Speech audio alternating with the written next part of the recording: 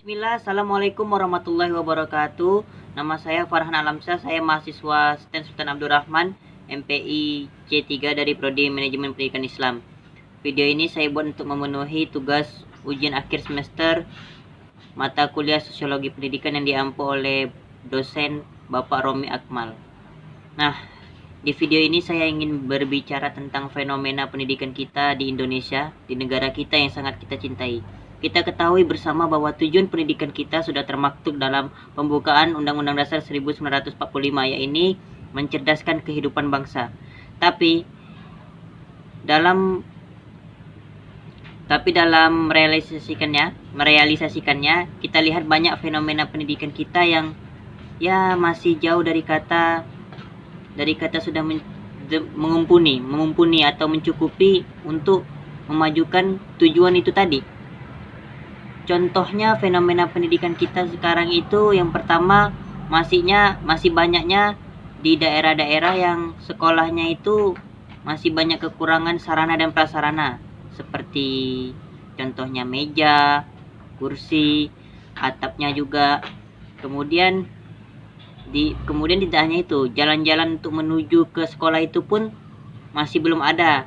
Sebagaimana yang kita lihat mungkin di TV atau sosial media, banyak anak-anak yang ingin sekolah, dia harus lewat jembatan dulu, jembatan gantung, atau menyeberangi sungai. Atau ada teman-teman kita yang dari daerah Kijang itu, dekat-dekat Pulau Kelong ya, kalau nggak salah. Saya pernah ke sana, saya lihat sendiri di mata kepala saya. Mereka itu kalau mau sekolah dari Pulau Kelong itu harus menggunakan kapal dahulu ke Kijang.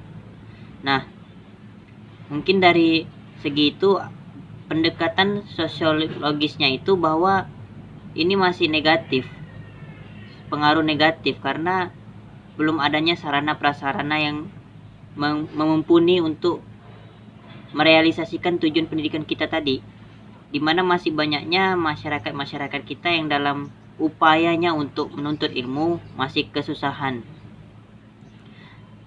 Tidak hanya itu, di masa pandemi COVID-19 ini, alhamdulillah pemerintah telah memberikan kita paket gratis. Tapi menurut saya sama saja dengan bohong, karena masih ada di beberapa tempat yang kurang sinyal. Contohnya di Lingga, dan saya banyak melihat teman-teman saya yang di Lingga itu, dia kalau untuk kuliah atau belajar harus ke bukit dulu biar dapat sinyal. Jadi menurut saya sama aja dengan bohong. Kita dikasih paket gratis tapi tidak ada sinyalnya. Nah, itu pertama, fenomena pendidikan yang dilihat dari sisi sosiologis itu pengaruh negatif, bahwa masih ada kekurangan di sarana prasarana. Tidak hanya itu, masih ada juga kurangnya gaji guru ya. Sebagaimana yang kita tahu, guru itu pahlawan tanpa tanda jasa. Tanpa seorang guru tidak akan lahir para pejuang-pejuang hebat seperti Soekarno, seperti Muhammad Hatta. Mereka semua punya guru, dan saya rasa untuk bayarannya haruslah sesuai keringat mereka. Jangan bayarannya bisa dibilang di bawah rata-rata. Nah, itu juga dari pengaruh negatif dari sisi sosiologisnya. Kemudian apakah ada sisi positifnya? Alhamdulillah, masyarakat Indonesia walaupun banyak yang menerpanya dalam bidang pendidikan, terkhususnya dari tadi sarana prasarana, terus mungkin dari sisi guru, terus mungkin juga dari sisi kurikulumnya yang berubah-ubah. Kemarin K2006, kurikulum 2006, sekarang K13. Tapi sisi positifnya yang bisa kita lihat dari pendekatan sosiologis, bahwa masyarakat Indonesia itu tidak pemalas. Iya, masyarakat Indonesia itu rajin dan ingin menuntut ilmu. Buktinya tadi saya bilang, teman-teman saya di Lingga, walaupun tidak ada sinyal, mereka tetap mau naik bukit untuk belajar. Itulah orang-orang Indonesia. Masya Allah, walaupun mereka kekurangan, tapi mereka tetap ingin belajar. Kenapa? Karena ilmu itu mahal. Sebuah peradaban akan tercipta apabila berkembangnya ilmu pengetahuan. Dan untuk memajukan Indonesia, sebagaimana tujuan pendidikan adalah memajukan kehidupan bangsa, maka diperlukan ilmu.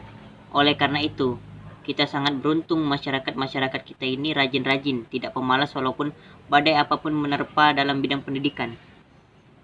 Nah, itu yang saya lihat dari sisi pendekatan sosiologis pengaruh positifnya, walaupun banyak pengaruh negatif dan masih belum sempurna.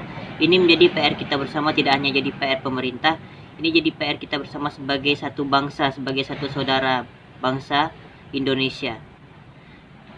Adapun menurut saya tentang pendidikan pada masa pandemi ini, mungkin kita tahu bahwa pandemi ini masih belum selesai, dan mungkin untuk itu kita harus sama-sama merangkul, sama-sama saling memahami, baik itu antara murid dengan murid, atau murid dengan guru, atau guru dengan guru, apa kekurangan-kekurangan dari masing-masing.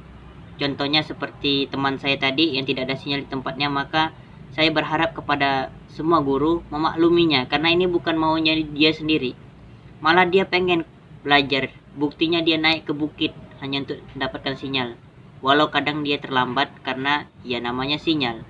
Yang bikin dia terlambat itu sinyal, bukan dianya yang sengaja kan terlambat.